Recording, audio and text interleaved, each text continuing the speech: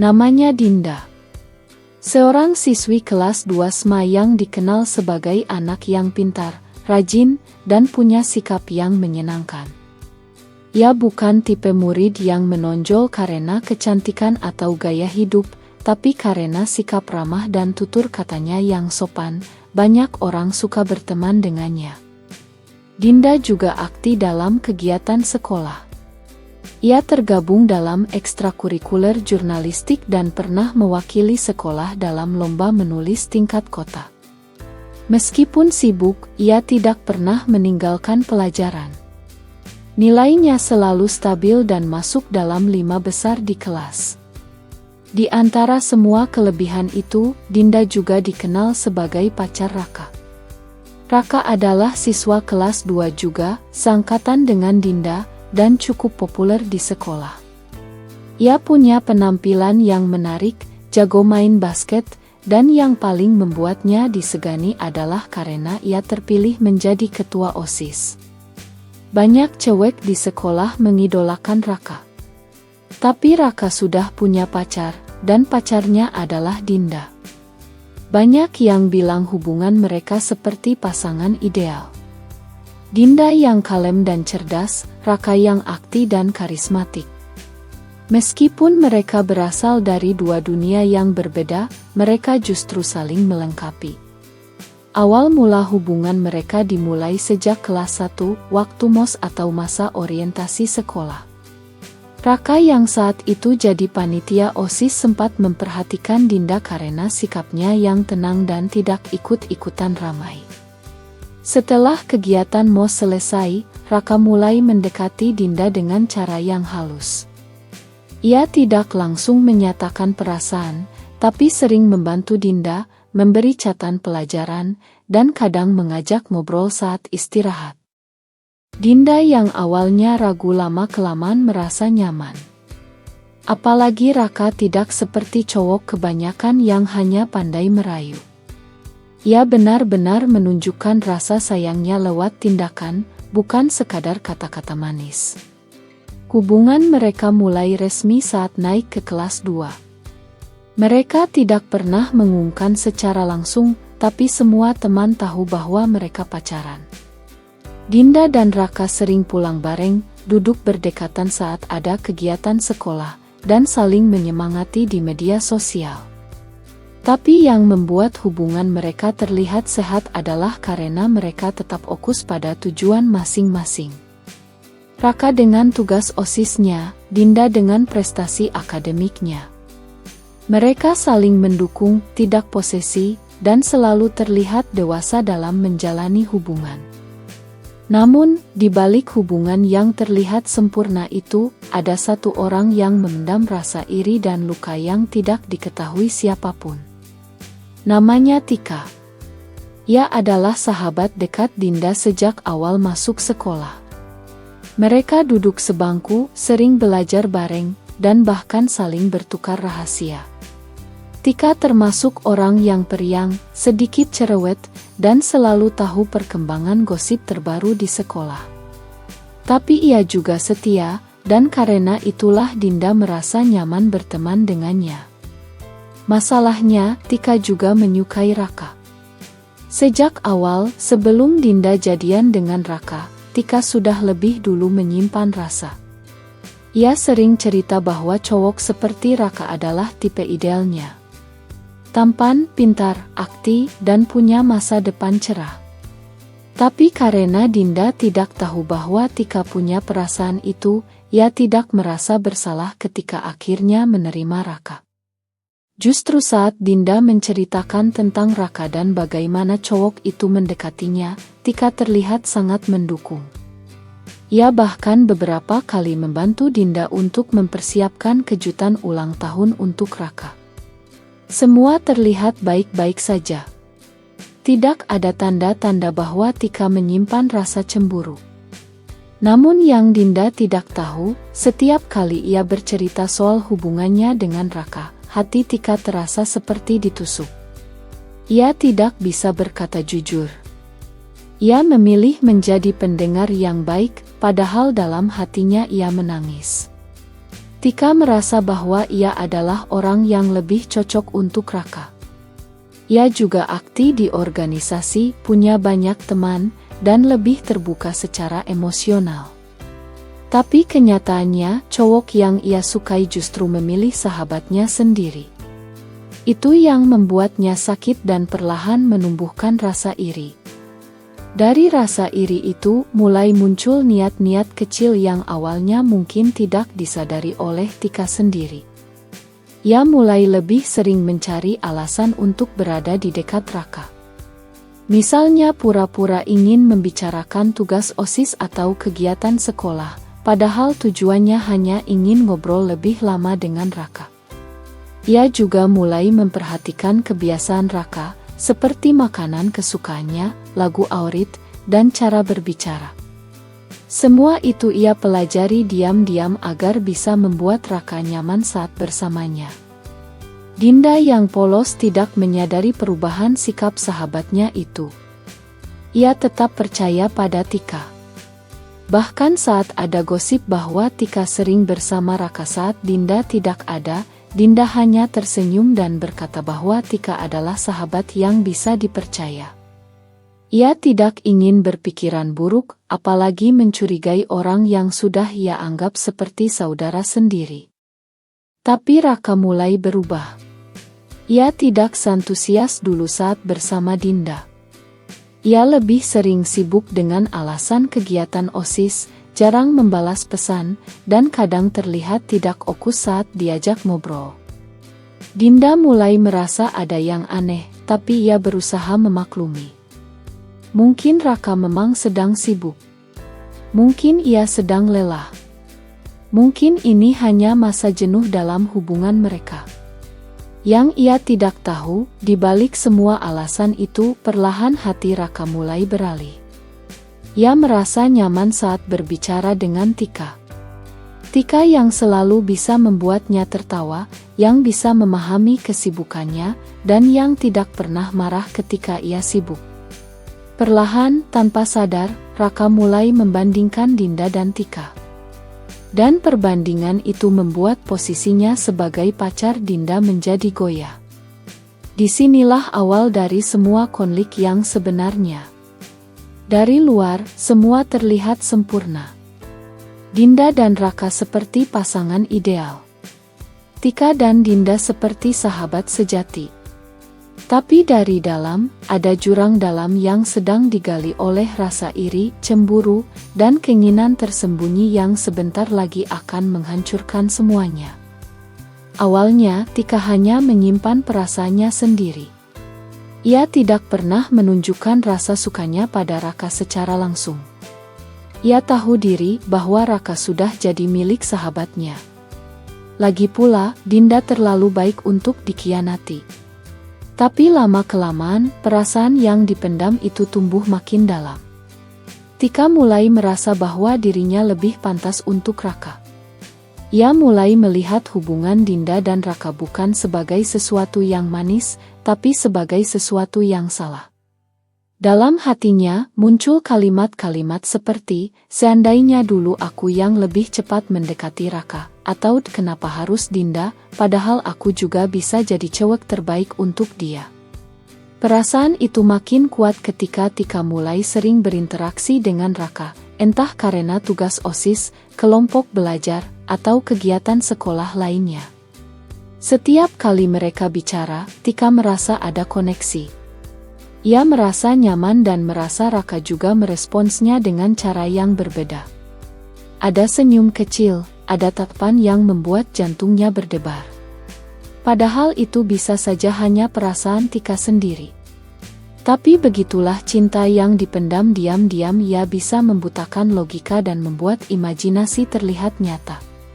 Di saat yang sama, Tika mulai merasa terganggu dengan sikap Dinda yang terus terang membicarakan hubungannya dengan Raka. Setiap kali mereka mengobrol, pasti ada topik tentang Raka. Entah itu Dinda merasa senang karena Raka memberinya kejutan kecil, atau merasa khawatir karena Raka mulai jarang memberi kabar. Tika yang awalnya menjadi pendengar yang setia mulai merasa muak. Ia ingin berteriak, ingin berkata bahwa ia juga punya rasa pada cowok itu. Tapi tentu saja ia menahan diri. Namun, rasa itu berubah menjadi sesuatu yang lebih gelap. Iri. Iri yang perlahan berubah menjadi dendam tersembunyi. Tika mulai merasa bahwa Dinda tidak layak mendapatkan Raka. Ia melihat setiap kekurangan Dinda sebagai alasan kenapa hubungan itu harus berakhir. Ia mulai mencari celah. Tika lalu mulai memainkan perannya. Ia tidak lagi sekadar jadi pendengar, tapi mulai mengatur narasi. Setiap kali Dinda mengeluh tentang Raka, Tika membesar-besarkan masalahnya. Jika Dinda bilang Raka mulai jarang menghubungi, Tika akan berkata, mungkin dia udah mulai bosan, Din.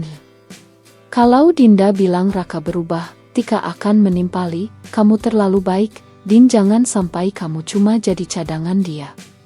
Kata-kata itu disampaikan dengan nada peduli, tapi sesungguhnya adalah racun halus yang perlahan menghancurkan kepercayaan Dinda pada Raka. Tidak hanya itu, Tika juga mulai bersikap lebih agresi pada Raka. Ia sering mengirim pesan lebih dulu, menanyakan hal-hal kecil, memberi perhatian yang tidak diberikan Dinda. Misalnya saat tahu Raka sakit, ia akan membawakan obat ke sekolah, pura-pura tanpa sepengetahuan Dinda. Saat ada lomba OSIS, ia akan berada di garis depan membantu Raka sampai larut, seolah-olah ia adalah partner terbaik yang Raka punya. Lama-kelamaan, Raka pun mulai nyaman. Tika pintar memainkan peran. Di depan Dinda, ia tetap jadi sahabat yang manis. Tapi di belakangnya, ia perlahan menggeser posisi Dinda di hati Raka. Yang lebih menyakitkan, semua ini dilakukan dengan sangat halus, tanpa jejak yang jelas. Tidak ada satupun teman yang menyadari bahwa ada yang salah. Bahkan guru-guru melihat Tika dan Dinda sebagai sahabat dekat yang selalu kompak. Sementara itu, Dinda mulai merasakan ada yang berbeda. Ia merasakan perubahan dari Raka yang tak lagi sama. Cowok itu kini lebih banyak alasan. Dulu, Raka selalu menyempatkan waktu untuk menjemput Dinda sepulang sekolah, walau cuma sebentar. Sekarang, alasan Raka selalu tentang OSIS, rapat, kegiatan, atau tugas yang tidak bisa ditinggal. Jika Dinda mengajak bicara, Raka lebih banyak diam, bahkan kadang menjawab sekenanya. Tapi Dinda, seperti biasa, mencoba bersabar. Namun kesabaran Dinda mulai goyah saat ia mulai melihat Tika dan Raka semakin sering bersama. Bukan hanya saat kegiatan OSIS, tapi juga saat istirahat, saat makan di kantin, bahkan saat Dinda sedang tidak di sekolah. Beberapa temannya mulai memberi sinyal, tapi Dinda selalu menyangkal. Ia bilang bahwa Tika adalah sahabatnya, tidak mungkin berkhianat. Ia percaya sepenuhnya, dan justru itu yang membuatnya makin rapuh. Yang menyakitkan lagi, Raka juga mulai membandingkan Dinda dan Tika. Dalam hatinya, ia merasa Tika lebih mengerti dirinya. Tika tidak pernah marah meski ia sibuk. Tika tahu cara bercanda yang sesuai. Dan yang paling penting, Tika selalu ada. Sementara Dinda dianggap terlalu sensitif, terlalu menuntut perhatian, dan terlalu sering mempertanyakan hubungan mereka. Dinda yang dulunya ceria dan penuh semangat kini berubah. Ia jadi lebih pendiam, lebih sering menyendiri. Nilai-nilainya mulai menurun, dan semangat belajarnya memudar. Beberapa guru mulai memanggilnya, bertanya ada apa, tapi Dinda hanya tersenyum dan bilang ia hanya lelah. Tak ada yang tahu bahwa hatinya sedang hancur pelan-pelan. Di satu sisi, Tika justru makin bersinar. Ia semakin dekat dengan Raka, bahkan mulai menjadi bahan pembicaraan di kalangan siswa lain. Tapi tidak ada yang berani membicarakan itu di depan Dinda. Semua masih bersikap seolah hubungan Dinda dan Raka baik-baik saja. Padahal kenyataannya, hubungan itu sudah mulai runtuh dari dalam. Perlahan, Dinda mulai meragukan segalanya. Ia mulai bertanya dalam hati, apakah Raka masih mencintainya? Ia juga mulai mempertanyakan apakah Tika benar-benar sahabatnya. Tapi ia tidak punya bukti. Tidak ada hal yang benar-benar jelas. Semuanya hanya irasat. Tapi irasat itu terus mengganggu pikirannya, membuatnya sulit tidur, sulit makan, dan sulit fokus. Sampai akhirnya semua terungkap. Pada suatu sore, sepulang sekolah, Dinda memutuskan untuk pulang lebih awal tanpa memberitahu siapapun. Ia merasa terlalu lelah secara emosional. Ia hanya ingin berjalan kaki, menenangkan pikiran. Tapi saat melewati taman belakang sekolah, ia melihat sesuatu yang membuatnya berhenti seketika. Di bangku taman itu, ia melihat Raka dan Tika duduk berdua. Terlalu dekat. Terlalu mesra. Tika tertawa pelan sambil memegang lengan Raka. Raka tidak menarik diri. Ia justru menatap Tika dengan pandangan yang selama ini hanya diberikan pada Dinda. Dunia Dinda runtuh saat itu juga. Ia berdiri terpaku, tubuhnya gemetar, hatinya seakan hancur berkeping-keping. Ia tidak tahu harus menangis atau berteriak. Dinda berbalik arah dan berlari. Ia tidak ingin melihat lebih jauh. Ia tidak ingin mendengar apapun. Yang ia tahu, sahabat yang paling ia percaya telah menusuknya dari belakang. Dan pacar yang paling ia sayangi ternyata menyimpan kebohongan yang selama ini tidak ia duga. Sejak hari itu, Dinda tidak pernah lagi berbicara pada Tika. Ia juga mulai menjauh dari Raka. Tapi tidak ada penjelasan. Tidak ada pertengkaran. Dinda hanya memilih diam. Ia menarik diri dari semua orang. Ia tidak ingin lagi menceritakan apapun. Bahkan pada keluarganya di rumah, Dinda mulai berubah menjadi pribadi yang pendiam dan sulit didekati. Yang lebih menyedihkan, semua luka itu ia simpan sendiri. Tidak ada yang tahu betapa hancurnya hati Dinda. Tidak ada yang tahu betapa dalam luka yang ia rasakan. Ia merasa dikhianati oleh dua orang terdekatnya. Dan saat itu, ia merasa bahwa tidak ada lagi yang bisa ia percaya. Hingga pada suatu hari yang sepi, semua kenyataan yang selama ini Dinda coba abaikan, akhirnya ia lihat dengan mata kepala sendiri. Hari itu adalah hari Sabtu, sekolah sedang mengadakan persiapan untuk lomba antar sekolah yang melibatkan beberapa siswa akti, termasuk Raka dan Tika. Dinda sendiri sebenarnya tidak dilibatkan karena fokus pada lomba jurnalistik minggu depan.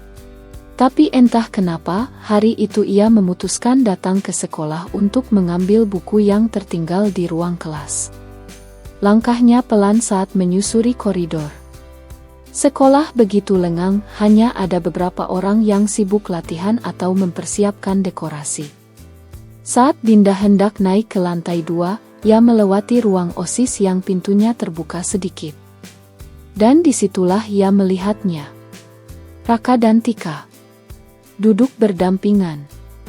Terlalu dekat untuk disebut hanya teman. Mereka tertawa pelan, dengan tatapan yang tidak biasa.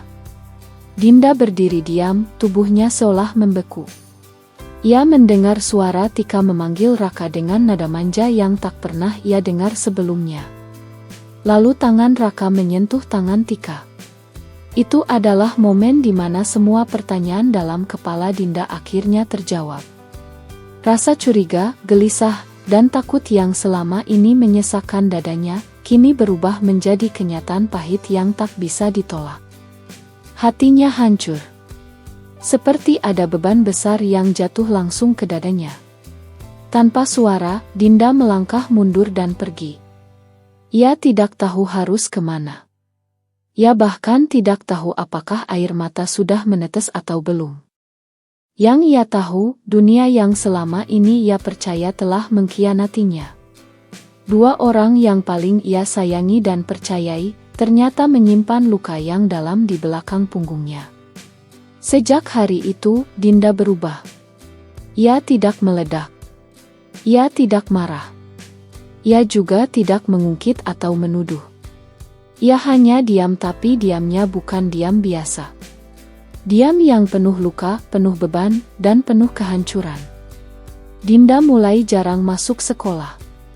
Ia sering in karena sakit, padahal tubuhnya baik-baik saja. Hanya saja, jiwanya yang sudah mulai lelah. Ketika ia datang ke sekolah pun, ia seperti bukan Dinda yang dulu. Pandangannya kosong, senyumnya hilang. Ia duduk sendirian di kelas, tidak lagi duduk bersama Tika. Saat ditanya oleh teman sekelas, Dinda hanya menjawab pendek dan cepat. Ia menutup diri, menjauh dari dunia yang selama ini ia percayai. Tika sempat mencoba mendekati, berpura-pura tidak terjadi apa-apa. Tapi Dinda menolak dengan tatapan tajam yang membuat Tika tahu, semuanya sudah ketahuan. Tidak ada lagi sahabat, tidak ada lagi tawa, hanya luka yang menganga. Bahkan Raka pun tidak berani mendekati Dinda lagi. Ia tahu ia salah, tapi tak cukup berani untuk menjelaskan, apalagi meminta maaf. Beberapa guru mulai curiga. Nilai Dinda turun drastis. Tugas sering tidak dikumpulkan. Bahkan saat ujian tengah semester, Dinda hanya menjawab setengah lembar sebelum mengembalikan kertas jawabannya.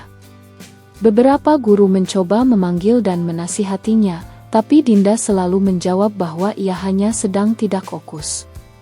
Tidak ada yang tahu bahwa ia sedang bertarung dengan dirinya sendiri. Di rumah, Dinda juga berubah. Ia yang dulu suka bercerita, kini lebih sering mengurung diri di kamar. Ibunya sempat khawatir, tapi Dinda hanya bilang bahwa ia lelah sekolah. Tidak ada yang tahu bahwa setiap malam, Dinda menangis tanpa suara, memeluk dirinya sendiri karena tidak tahu harus berbagi cerita pada siapa. Ia merasa sendirian. Semua rasa sakit itu ia pendam sendirian. Ia tidak ingin terlihat lemah, tidak ingin dianggap drama, dan tidak ingin menambah masalah. Tapi justru karena memendam semua itu, luka di dalam hatinya makin dalam. Dinda mulai kehilangan semangat hidup. Ia merasa hidupnya tidak lagi berarti.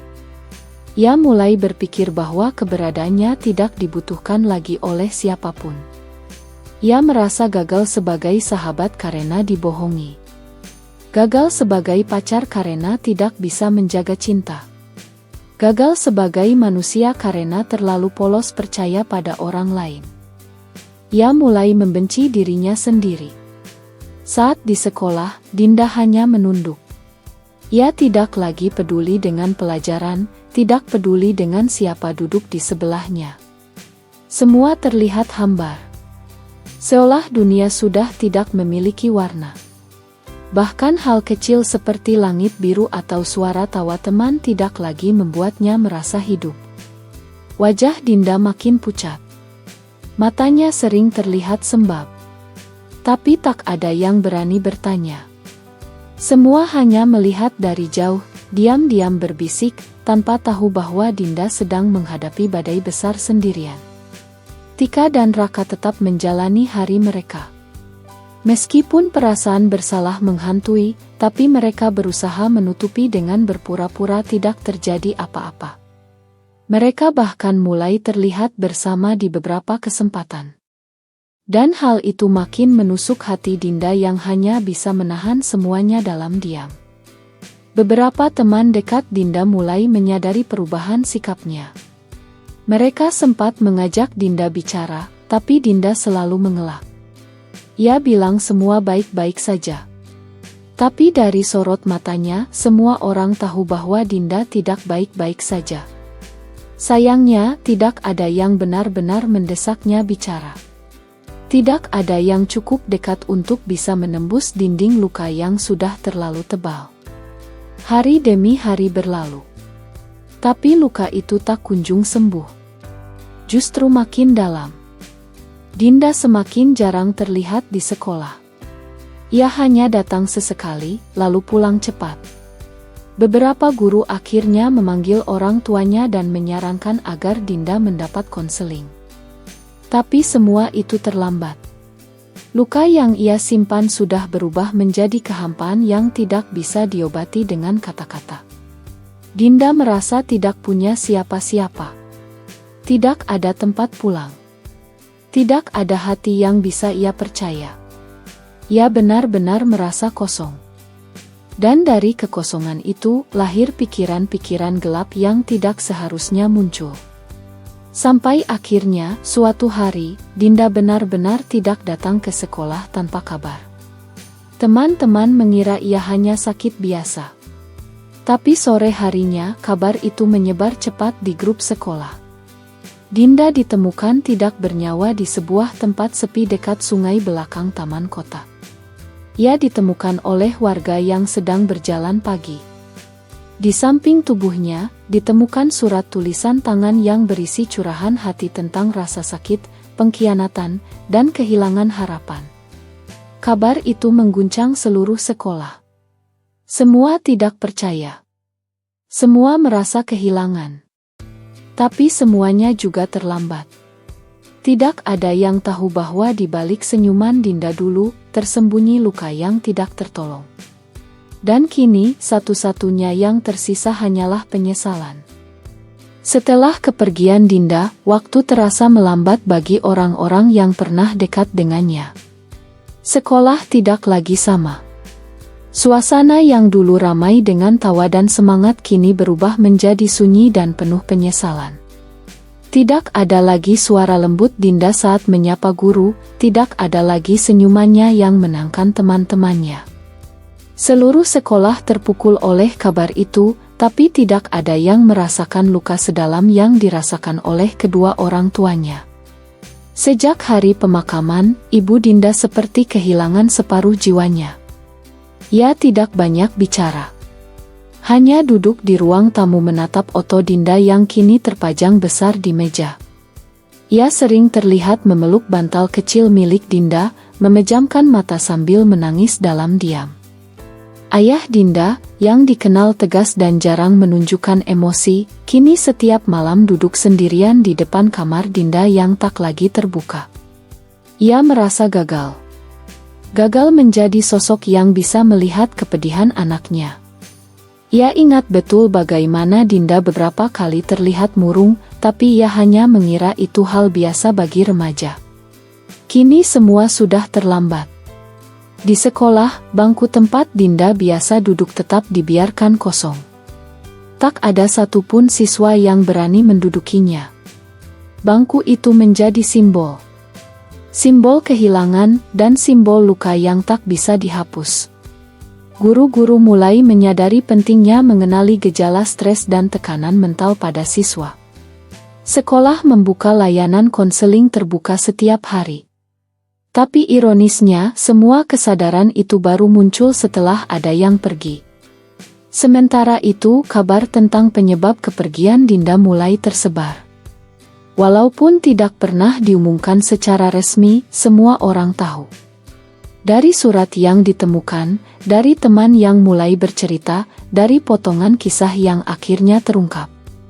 Semua mengarah pada satu hal. Dinda merasa dikhianati oleh dua orang yang paling ia percaya. Raka dan Tika. Nama mereka mulai menjadi bisik-bisik di antara siswa. Beberapa murid terang-terangan menyalahkan Raka karena sikapnya yang menggantung dan tidak jujur. Beberapa lagi menaruh kebencian pada Tika karena dianggap menusuk sahabatnya sendiri dari belakang. Walaupun tidak ada yang menyampaikan secara langsung, tapi tekanan itu terasa jelas. Raka, yang biasanya penuh percaya diri sebagai ketua OSIS, kini kehilangan arah. Ia sudah tidak datang ke sekolah selama beberapa hari setelah kejadian itu. Ketika akhirnya kembali, wajahnya tampak pucat dan penuh beban. Ia mencoba menjalani hari seperti biasa, tapi semua terasa dingin. Tatapan teman-temannya tak lagi sama. Ia pun akhirnya menyerahkan surat pengunduran diri dari OSIS. Ia mengaku tidak sanggup menjalankan tugas dengan kondisi mentalnya yang goyah. Dalam hati, Raka tahu bahwa luka yang Dinda rasakan sebagian besar adalah akibat dari keputusannya. Ia terlalu nyaman berada di antara dua hati yang tulus, tapi ia tidak pernah benar-benar memilih atau menjelaskan. Ia membiarkan semuanya mengalir, tanpa menyadari bahwa satu di antara mereka sedang tenggelam. Tika tak kalah terpukul. Setelah pemakaman, ia tidak lagi berbicara dengan siapapun. Ia tidak masuk sekolah selama beberapa hari. Ketika kembali pun, ia duduk paling belakang dan selalu menunduk. Teman-teman yang dulu dekat dengannya kini menjaga jarak. Mereka tidak berani menghakimi, tapi rasa kecewa terlalu besar untuk disembunyikan. Ada satu kejadian yang membuat semuanya semakin berat bagi Tika. Ia menemukan kertas kecil di laci mejanya. Isinya adalah tulisan tangan yang menyatakan kemarahan dan rasa sakit karena pengkhianatannya. Tidak ada nama pengirimnya, tapi Tika tahu bahwa itu bukan satu-satunya orang yang merasa seperti itu. Ia sadar selama ini ia sudah merusak sesuatu yang tak seharusnya disentuh. Akhirnya beberapa minggu kemudian, Tika memutuskan untuk pindah sekolah. Keputusan itu datang tanpa pemberitahuan. Satu hari ia masih terlihat berjalan di lorong sekolah, esoknya namanya sudah tidak ada di daftar siswa. Ia pergi diam-diam, mungkin karena tidak kuat lagi menghadapi kenyataan, atau mungkin karena ingin menghilang dari semua yang pernah ia sakiti. Tika meninggalkan sebuah surat di ruang konseling sekolah. Surat itu tidak pernah dibaca secara publik, tapi beberapa guru menyebut bahwa isinya adalah permintaan maaf yang sangat dalam. Tika menulis bahwa ia tidak pernah berniat melukai siapapun, tapi perasaannya telah membuatnya kehilangan akal. Ia mengaku iri, dan akhirnya melakukan hal yang menghancurkan semuanya, termasuk dirinya sendiri. Waktu terus berjalan. Satu persatu kenangan tentang Dinda perlahan memudar, tapi tidak benar-benar hilang. Sekolah akhirnya membangun taman kecil di halaman belakang sekolah dan menamainya Taman Dinda. Di tengah taman itu ada bangku kayu berwarna putih dengan nama Dinda diukir di sandarannya. Taman itu menjadi tempat tenang bagi siapa saja yang ingin menyendiri atau sekadar merenung. Beberapa murid kadang datang ke taman itu hanya untuk diam. Beberapa guru bahkan pernah mengajar di taman tersebut sebagai bentuk penghormatan terhadap Dinda. Setiap hari ulang tahunnya, beberapa siswa datang dan menaruh bunga. Taman itu menjadi pengingat bahwa setiap senyum bisa menyembunyikan luka, dan setiap tawa tidak selalu berarti bahagia. Cerita Dinda kemudian dijadikan materi edukasi untuk siswa baru setiap tahunnya. Bukan untuk menakut-nakuti, tapi sebagai pelajaran bahwa tidak semua orang kuat seperti yang terlihat. Bahwa menjaga perasaan orang lain itu penting. Bahwa jika kita merasa sakit, kita harus berani bicara. Dan jika kita melihat seseorang berubah, kita jangan menunggu terlalu lama untuk menanyakan, "Kamu baik-baik saja?" Raka setelah beberapa bulan, pindah keluar kota bersama keluarganya. Beberapa teman mengatakan bahwa ia tidak sanggup melanjutkan sekolah di tempat yang sama dengan semua kenangan itu. Ia membawa luka yang mungkin akan ia simpan sepanjang hidup. Sebuah penyesalan yang tak akan pernah benar-benar bisa ditebus. Beberapa tahun kemudian, nama Dinda masih tetap hidup di hati banyak orang. Ada siswa yang menulis puisi untuknya. Ada guru yang sering menyebut namanya saat membahas pentingnya kejujuran dalam persahabatan. Dinda memang sudah pergi, tapi kisahnya telah mengubah banyak cara orang melihat dunia.